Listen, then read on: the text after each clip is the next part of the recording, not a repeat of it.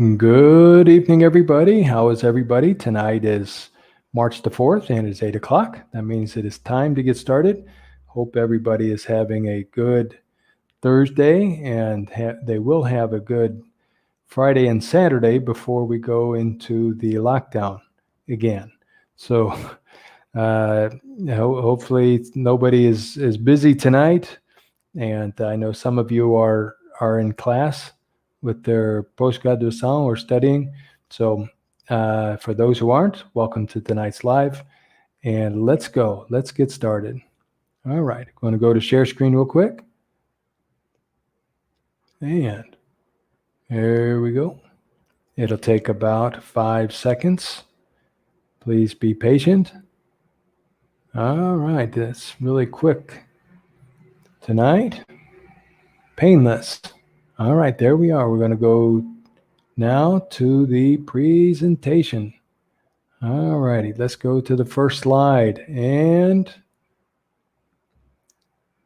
looky there, surprise, surprise. Before we get started, just like last week, before we get started, as you know, to get started is to ficar comisado.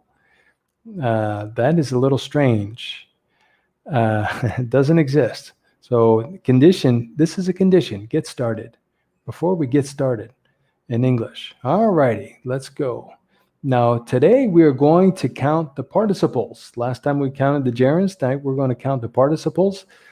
I've probably missed one or two. I just finished editing this, so there might be an extra one or two in there that I didn't count at the end. So now participles are less technically, they are the terceira coluna. Can be the two types, the perfect tense and then descriptions. This is my definition of the participle. So sorry, guys, it's not from the textbooks, but it's the best way to remember them. You have the perfect tense. I have been to Argentina. I have seen Jurassic Park. I have lived in Sao Paulo for 10 years, more than 10 years. So these are the perfect tense. And then we have the descriptions. And what are those, for example? Well, I am lost. This is a description. I am lost. So, estou perdido. It is broken. So now, quebrado. Or he is tired, cansado. So now we also have that before, it's an adjective. It's a verb that becomes an adjective. So now lost cause. In English and Portuguese, the same thing. Lost cause. So now it comes before the substantivo. The broken window, janela quebrada. Then we have a tired man. Homem cansado, né? All righty. And we're going to count those tonight. Not the perfect tense, but the descriptions. Now, tonight's live is called Who Were the Sons of Zadok? And we looked at Zadok last week. But I wanted to look at, especially the focus. I wanted to focus on these people. Who were the sons of Zadok? All righty. Now, at the time of Jesus, now remember, at the time can be neste momento or it can be na época. In this case, at the time of Jesus would be na época, obviously. Judaism, the religion, divided into three main parts. This would be Judaism from Judea, because, well, we have the Sadducees, we have the Pharisees, and then we have the sons of Zadok. Now, there were some political groups, the Zealots, and also the Essenes. And many people confuse the Essenes with the sons of Zadok. They're not the same people. The Essenes were a different group. And there were many groups that, just like today, many groups in Christianity. Not just the Catholics and the Protestants, but also within the Catholics and within the Protestants, we have different groups and many different groups. It was not just these three principal groups. Well, they were the three principal groups, but there were others. And the Essenes were one of these other small groups. And then we had the Samaritans. Samaritans were the hybrids. They were the old Israel of the north, the northern tribes. They had an exile and they moved other people, but they lost their identity, the Samaritans, and they tried to get it back, and they really failed. All right, but let's focus on these sons of Zadok. All right, it was an organization of faithful priests. Now remember, we've looked at faithful because the the suffix full, sheo de fe. Now here you call it fiel. It was an organization of faithful priests. Priests would be the sacerdotes. These were and there were many cells all around the area. Around is, preposition alrededor. Many cells around the area. They were in every small city, or every city, said Josephus, because the institution, the religious institution in Jerusalem, had become completely corrupt. Completely mesmo. All righty. Now, how do we know this? I mentioned this last week. The Dead Sea Scrolls. Now, in Portuguese, there's a Pergaminhos do Mar Morto. These were some old documents written before, most of them were written before Jesus, and most were written by the sons of Zadok. Most of them. Now here, most is maioria, written by the sons of Zadok. And one of those documents is called the Damascus document. It's a fascinating document, but I wanted to mention this. I have done this the last 3 or 4 weeks. One of the documents, not one of the documents, I would say one of the documents is called the Damascus document. And it said the group started 390 years after the exile. The exile, the Jews went from Jerusalem to Babylon, and they survived. But the exile started in 607. Now, this is the process. It just wasn't one day, hey, let's bring the Jews into exile. This process started in 607 BC, and the exile was completed in 586 BC. And we know it lasted 70 years. Now, this means the sons of Zadok started in 217 or 196 BC. We'll do the math. So it's either 217 or 196. I think it was 196. Nobody knows. There's no history on this. Nobody knows anything about how any of the groups started. How did these sons of Zadok start? Well, we know more about the sons of Zadok than we do the other groups, the Pharisees and the Sadducees. Now, who is Zadok? We need to know who was Zadok.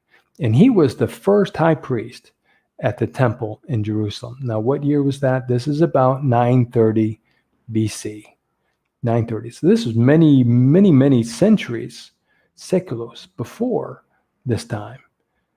And all the high priests were descendants of Zadok. And the priest is sacerdote, and high priest is sumo sacerdote.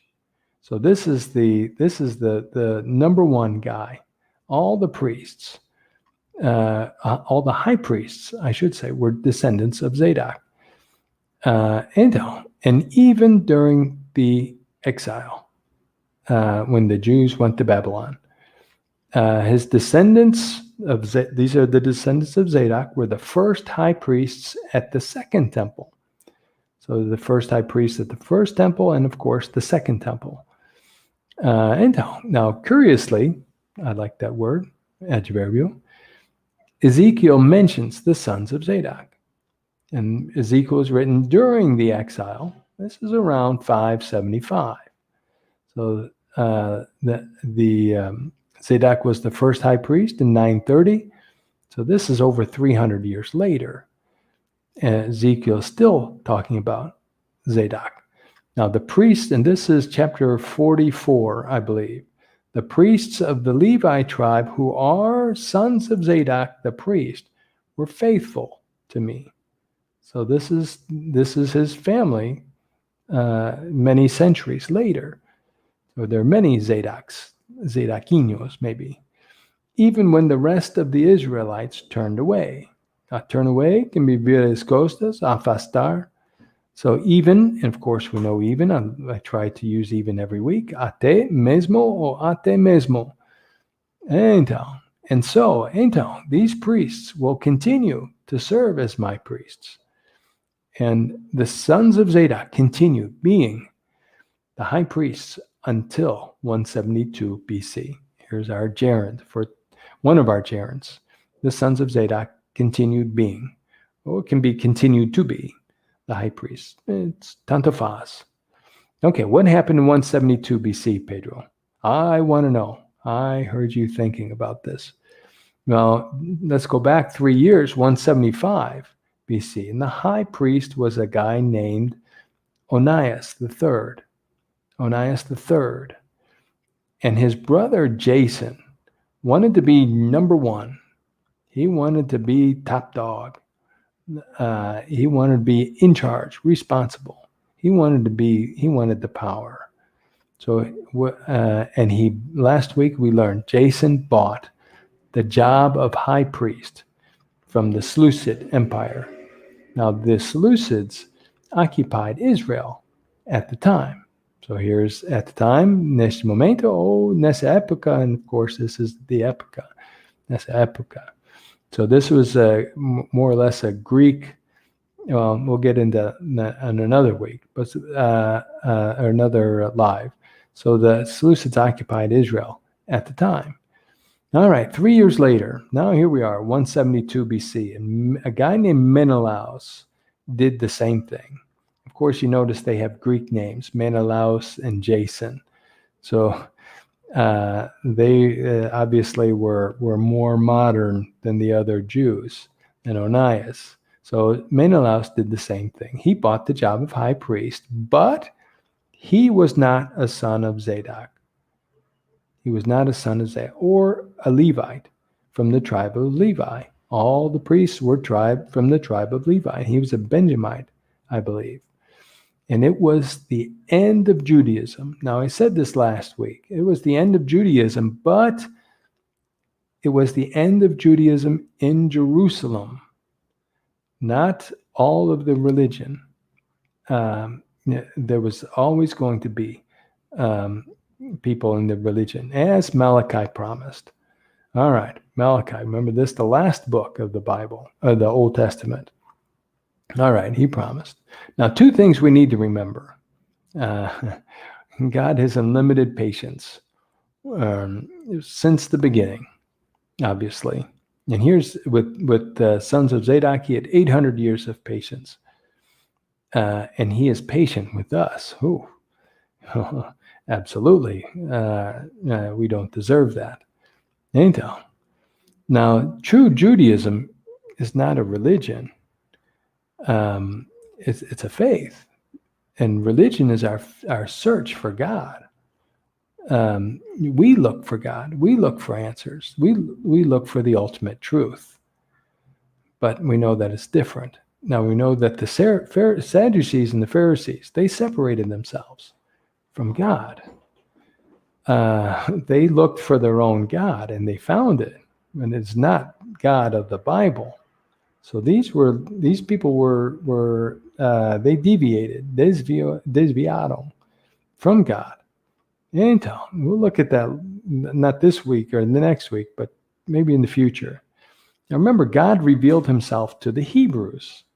He revealed himself to the Hebrews, and they were supposed to reveal God. Now you know this, Hebelar, reveal God to the Gentiles. In Malachi, my name will be great among the nations. And to these nações, this is a way of saying to the Gentiles, from where the sun rises to where it sets.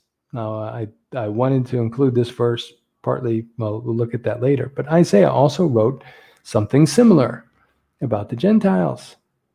The Jews were supposed to make the name of God great. And they failed.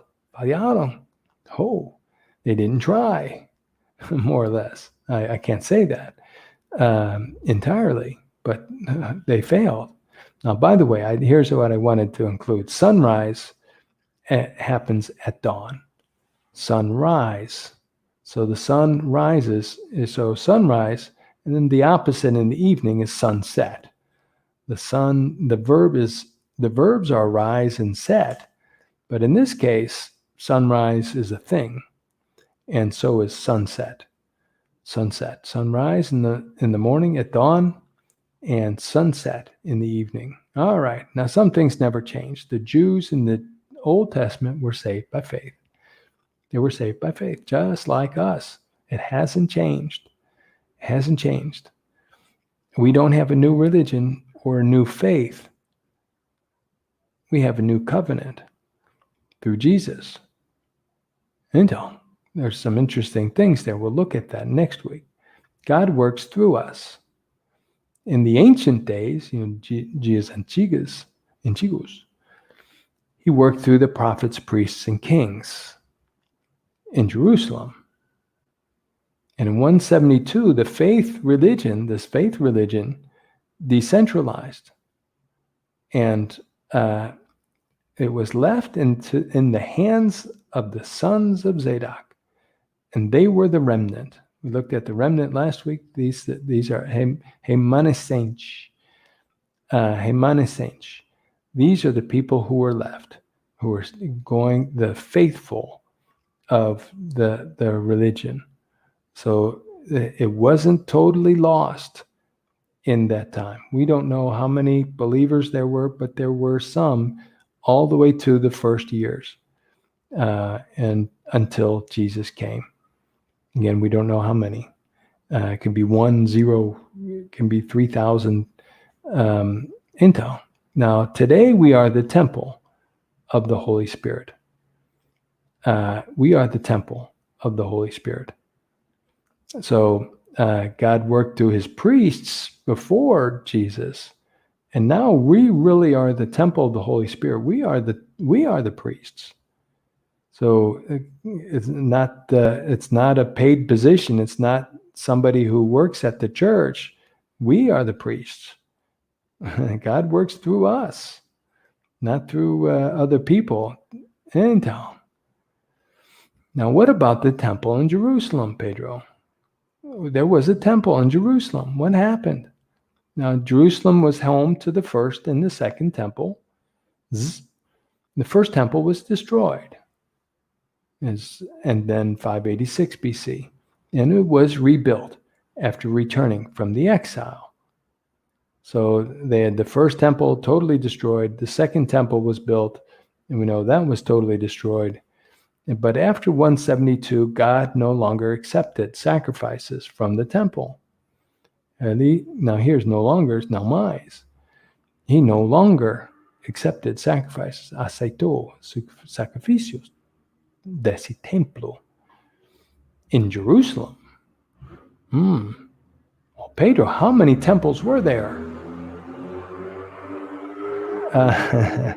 Welcome to my neighborhood. How many temples were there, Pedro? Well, there were 2. There were 2 temples. Nobody told me this when I was younger. I had to find out. There were 2 temples.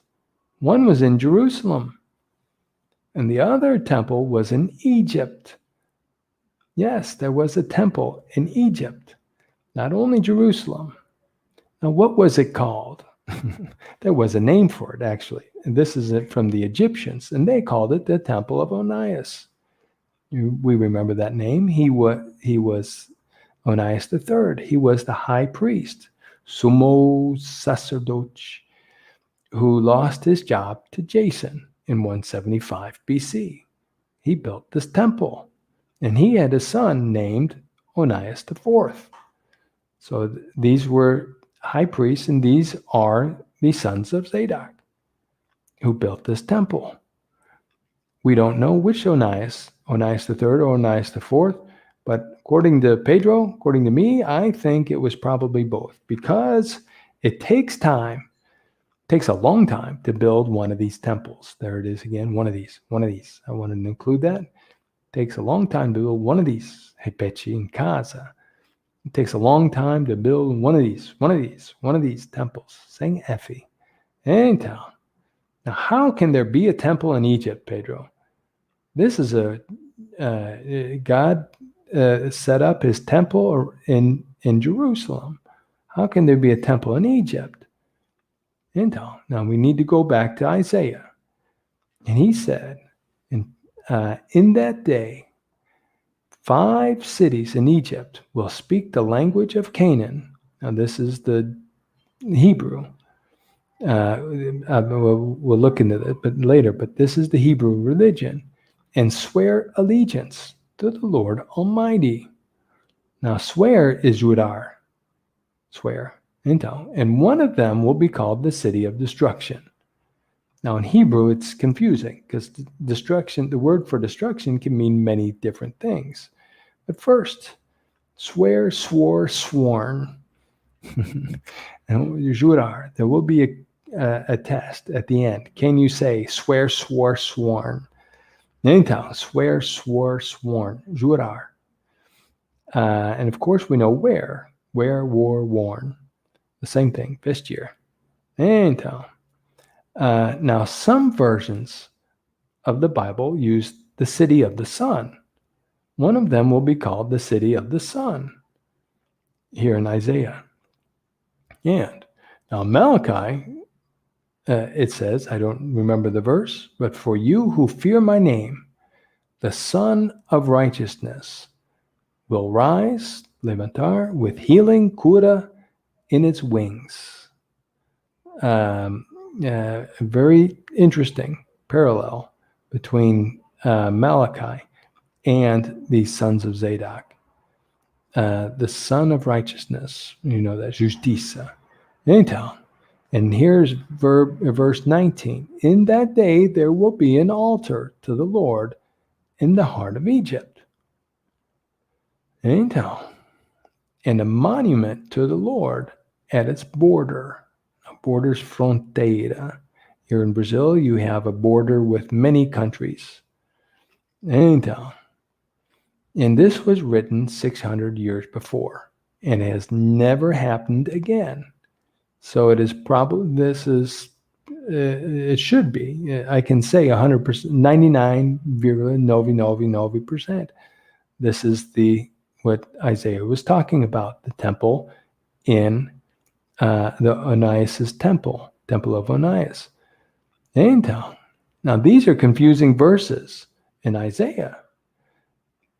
Unless, there's a word unless, al menos que, unless you think about the sons of Zadok. This was an alternative temple where God would accept their sacrifices with the faithful priests of the sons of Zadok, the real sons of Zadok. All right. Now the sons of Zadok saw themselves, there's our reflexivo, saw themselves as the remnant. And God gave warnings. I mentioned warnings, avisos con consequências negativas. God gave warnings since Moses and Deuteronomy. So from the beginning. And this was over 1,000 years before. So there's that word over, mais de, 1,000 years before. And so did the other prophets. All the prophets. Hey, guys, wake up. Only the sons of Zadok listened to these prophets. And they were looking forward to the real Messiah. Now this, look forward is can mean esperando, but ansiosamente. Ansiosamente. They were looking forward. I'm looking forward to Christmas. I'm looking forward to no more COVID. So they were looking forward to the real Messiah. And 200 years later, God sent another prophet. So this is many years after the last prophets. And his name was John. And he had a simple message The kingdom of heaven is at hand. And here we use it in English. At hand means it's now, here and now. So they waited for 200 years, and finally, the Messiah from the Old Testament came. And we will look at the New Covenant next week. Então, now, by the way, one of our mistakes with Judaism is we think of Judaism as the Pharisees, and that is not true. Judaism before Jesus were the sons of Zadok. Totally different. The Pharisees were long off the path, fora de trilho, maybe. So we need to think of Judaism in those 200 years and before Jesus were the sons of Zadok and not the Pharisees. Now, the Pharisees became the modern Judaism we have today, and we used their canon. We used their 24 books. I'm sorry, 39, but to them 24. For us, 39 books of the Old Testament. But it's a very interesting history. So we need to think of Judaism before Jesus as the sons of Zadok. And they are not mentioned in the New Testament for a reason. Jesus didn't have a problem with them. Então, there were some differences, but maybe that will wait for another time.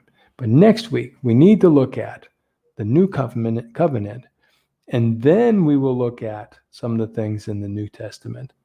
We need to look at the church in Corinth, the Corinthian church, but that will be in 2 weeks. Now, where were the participles? Now, was completed.